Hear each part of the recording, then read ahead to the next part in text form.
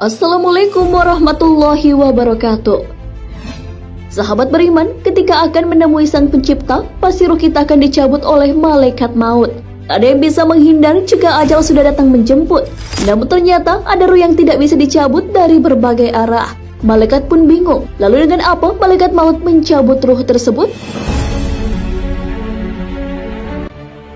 Kisah tentang kebingungan malaikat maut karena tak bisa mencabut nyawa diabadikan dalam kitab Daqaiq Al-Akbar, karya Imam Abdurrahim bin Ahmad Al-Qadi. Pernahkah kamu membayangkan jika ruh yang akan dicabut nyawanya oleh malaikat maut melakukan protes? Ya, ini pernah terjadi. Allah Subhanahu wa Ta'ala memberitahu malaikat maut untuk membawa hambanya kembali dengan mengambil ruhnya.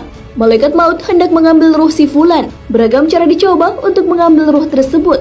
Malaikat maut mencoba mengambil ruh dari mulut jasad tersebut, namun tak bisa. Mulut Fulan sedang berzikir kepada Allah Subhanahu wa Ta'ala. Lisan pun berkata bahwa malaikat maut tak punya jalan untuk mengambil ruh tersebut dari lisan, karena ia senantiasa berzikir menyebut nama Allah Subhanahu wa Ta'ala. Karena tak berhasil, malaikat maut pun kembali menghadap Allah dan mengadukan apa yang sedang dialaminya.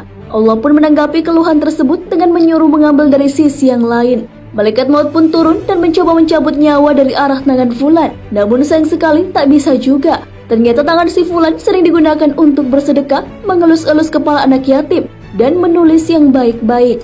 Tangan tersebut berkata, "Bukan dari arahku, engkau mengambil ruhku." Lagi-lagi malaikat maut menghadap Allah Subhanahu wa Ta'ala dan mengadukan hal yang dialaminya. Ia mengatakan sama persis dengan yang dikatakan oleh tangan Fulan. Allah pun kembali bertitah untuk mengambil dari sisi yang lain. Kali ini sisi yang dipakai adalah kaki. Namun kaki si Fulan berkata, "Aku meringankan langkah untuk sholat berjamaah, melaksanakan sholat 2 hari raya, dan aku tak kenal lelah melangkah menuju majelis taklim. Aku bukan arah untuk menarik ruh itu." Malaikat maut pun kembali menghadap Allah dan lagi-lagi ia diperintahkan untuk mengambil ruh tersebut dari sisi yang lain. Kali ini dari sisi manakah malaikat maut akan mencabut ruh tersebut? Kini malaikat maut hendak mengambil ruh Fulan dari arah telinga. Namun telinga si Fulan bercakap bahwa ia sering mendengarkan bacaan Al-Quran, mendengarkan azan dan mendengarkan zikir. Telinga Fulan bukanlah sisi yang tepat untuk mengambil ruh tersebut. Ia pun kembali menghadap Tuhannya dan mendapat perintah yang sama. Malaikat maut mencoba menjemput ruh itu dari kedua mata Fulan. Apakah yang dikatakan oleh kedua mata itu? Mata tersebut berucap, "Kami berdua melihat mushaf Al-Quran, memandang wajah ulama, memandang kedua orang tua, dan memandang orang-orang soleh. Aku pun bukan arahmu, merenggut ruh."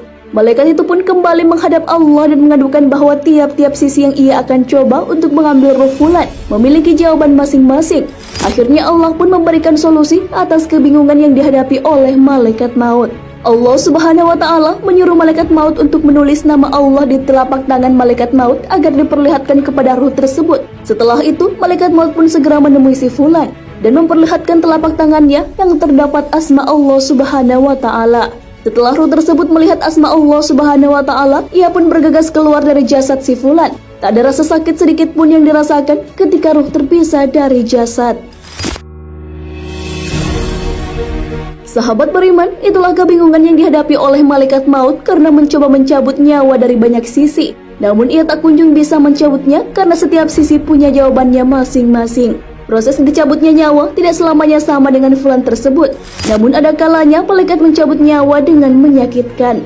Hal ini sesuai firman Allah Subhanahu wa Ta'ala. "Alangkah dahsyatnya sekiranya kamu melihat di waktu orang-orang yang zalim berada dalam tekanan-tekanan sakratul maut. Sedang para malaikat memukul dengan tangannya sambil berkata, 'Keluarkan nyawamu.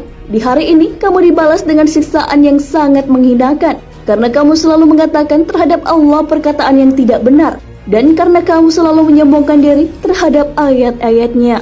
Quran Surah Al-An'am ayat 93. Wallahu a'lam bishawab. Sahabat beriman, jangan lupa berbagi informasi dengan share video ini, karena sebaik-baik manusia adalah yang paling bermanfaat bagi manusia. Wassalamualaikum warahmatullahi wabarakatuh.